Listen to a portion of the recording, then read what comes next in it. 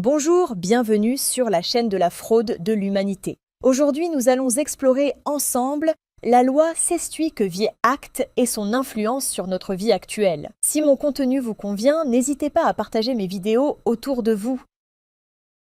Partons ensemble à la découverte de l'année 1666. Durant cette année marquée par la bête, il se passa quelques événements qui nous influencent encore aujourd'hui.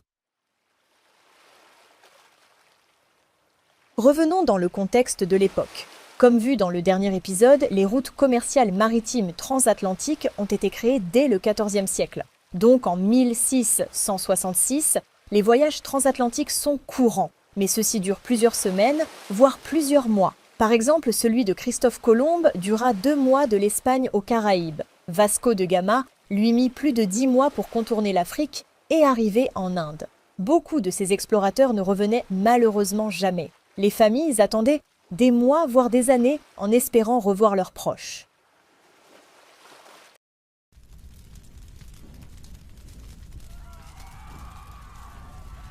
L'année 1666 fut marquée par le tragique Grand Incendie de Londres. L'incendie se déclencha le 2 septembre et dura 4 jours. À cause de l'infrastructure de l'époque, les maisons du Moyen-Âge étant très serrées, des quartiers entiers furent détruits et environ 70 à 80 000 personnes ont perdu leurs habitations. Nous ne savons pas combien de morts il y a eu durant cet incendie. Comme vu dans l'épisode précédent, les registres de noms et de naissances ont commencé à la fin du XVIe siècle.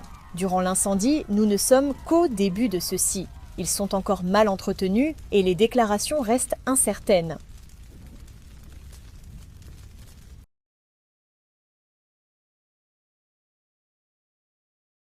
L'incendie permit à la couronne britannique et le roi Charles II de créer de nouvelles lois.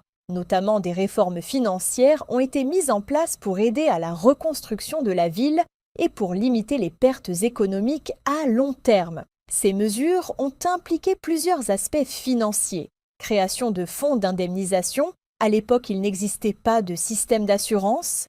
L'incendie de Londres provoqua la création d'un système d'assurance, notamment incendie, et en 1681, la première compagnie d'assurance, créée par Nicholas Barron, vit le jour, appelée The Fire Office. Création d'un impôt, taxe pour financer la reconstruction, le gouvernement a dû chercher des moyens financiers pour reconstruire la ville.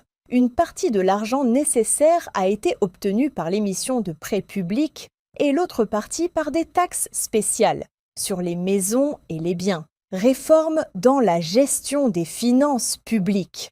L'incendie a également incité des réformes dans la gestion des finances publiques. Le processus de gestion des fonds publics a été davantage réglementé avec des contrôles stricts sur les dépenses publiques. Et création de la loi Sestuy-Quevier Act.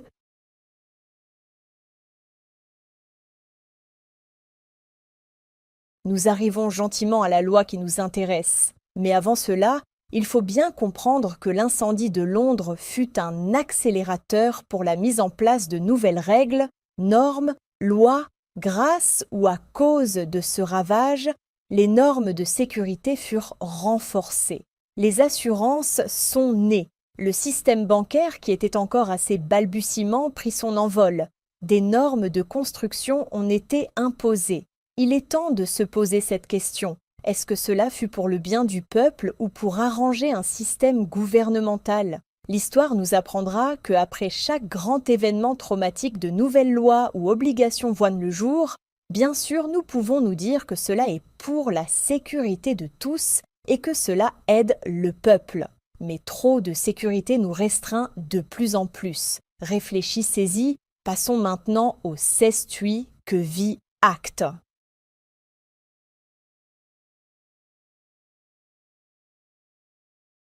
Le Sestuy-Quevier Act est la loi visant à remédier aux inconvénients causés par le manque de preuves du décès de personnes se trouvant au-delà des mers ou absentes et dont la vie dépense de biens. Il est souvent arrivé que des bailleurs ou héritiers ne peuvent pas savoir si une personne est décédée ou non. Des biens matériels, notamment des maisons, manoirs ou lieux de vie, étaient laissés à l'abandon pendant des années. Le problème, c'est que tant que le décès n'était pas officiellement prouvé, il n'y avait aucun moyen de pouvoir récupérer le bien par le bailleur ou l'héritier. Le Sestuy que Vie Acte stipule que si une personne est portée disparue plus de 7 ans, un juge peut décider de la déclarer morte. Cela permettra aux différents partis, héritiers, bailleurs ou ayants droit, de pouvoir récupérer leurs biens matériels mais aussi financiers. S'il s'avère que l'être humain supposé mort est quand même vivant, tous ces biens sont alors restitués, à condition que l'être humain apporte une preuve de sa vie. Dans ce cas, devant un juge, le bailleur doit restituer le bien. Des dommages et intérêts seront reversés aux personnes lésées qui subiront l'expulsion des biens, terrains ou maisons. D'accord, vous allez me dire, c'est bien joli, mais ça ne m'explique toujours pas l'importance de cette loi dans notre vie actuelle. C'est là que le jeu devient de plus en plus intéressant, mais aussi de plus en plus subtil. Alors accrochez-vous pour rentrer dans un des plus grands mystères de notre époque sur la manipulation des peuples. Lorsque nous accouchons dans les pays occidentaux, nous avons 3 jours pour déclarer la naissance de l'enfant à l'état civil. Très souvent, les infirmières de l'hôpital, dans leur bienveillance et dans leurs ignorances, proposent de le faire à notre place. Cela soulage grandement les parents qui ne veulent pas faire de paperasse lors de ce moment de joie et de bonheur. Mais personne se demande pourquoi 3 jours, pourquoi être si pressé de déclarer l'enfant. Voilà pourquoi, grâce au Sestuy que Vie Acte, lorsque nous déclarons la naissance de notre enfant, le jeu de la société va se mettre en place.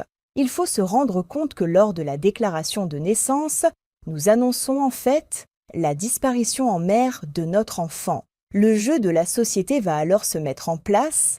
Comme votre enfant va disparaître, l'État va mettre en place un avatar sous le nom de votre carte d'identité, AVS, impôt, qui prendra sa place. Imaginez la société et le système juridique exactement comme un jeu vidéo.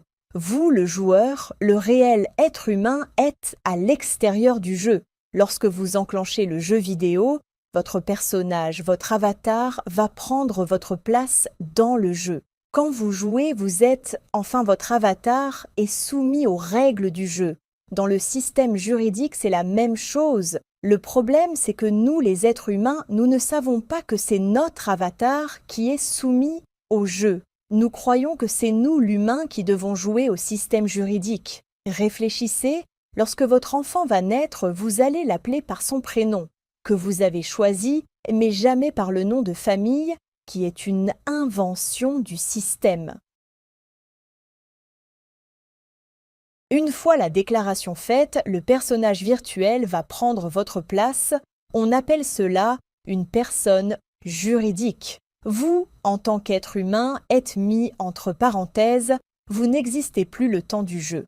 Comme ce jeu est soumis au Sestuy que Vie Acte, qui a créé la loi de présomption de décès, vous avez officiellement entre 5 à 7 ans selon les pays pour vous déclarer, vous ou votre enfant, en vie. Sinon, l'État va vous déclarer mort officiellement. Vous allez être prisonnier dans le jeu, dans le corps de votre avatar. Écoutez la suite, cela devient très intéressant.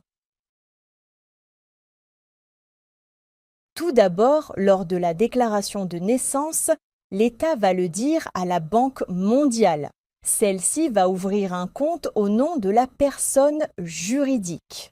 L'argent versé dessus sera dormant. Une fois les 5 à 7 ans passés, comme personne n'est venu déclarer l'être humain vivant, cet argent appartiendra à l'État.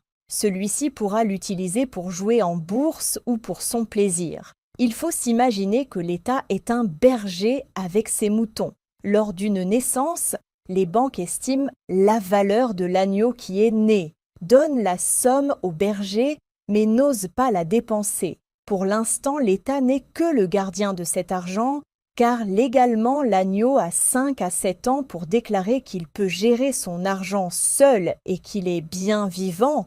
Mais comme il ne le fait pas, l'État en devient l'unique héritier.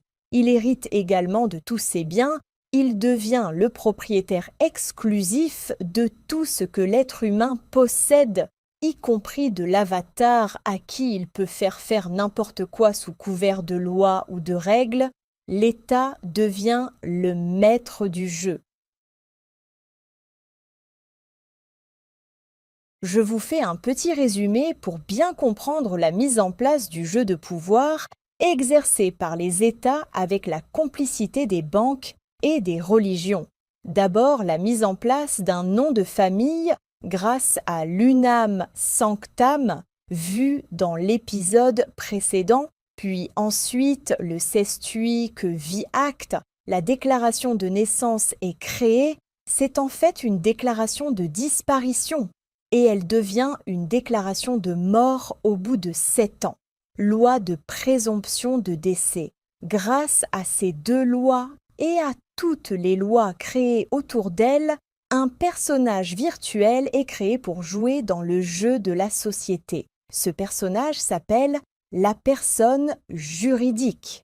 La personne juridique est créée 3 jours après la naissance de l'être humain. C'est comme cela que depuis des siècles, l'être humain est bloqué dans un système qui n'est finalement qu'un jeu de société. Car n'oubliez pas, un être humain est libre. Il n'a pas besoin de lois et de règles pour vivre. Seul l'avatar en a besoin. Dans les prochaines vidéos, nous allons voir comment repérer le jeu, mais également comment en sortir. En attendant, je vous souhaite une belle journée et si mon contenu vous convient, merci de liker et de vous abonner. À bientôt pour un nouveau chapitre de la fraude de l'humanité.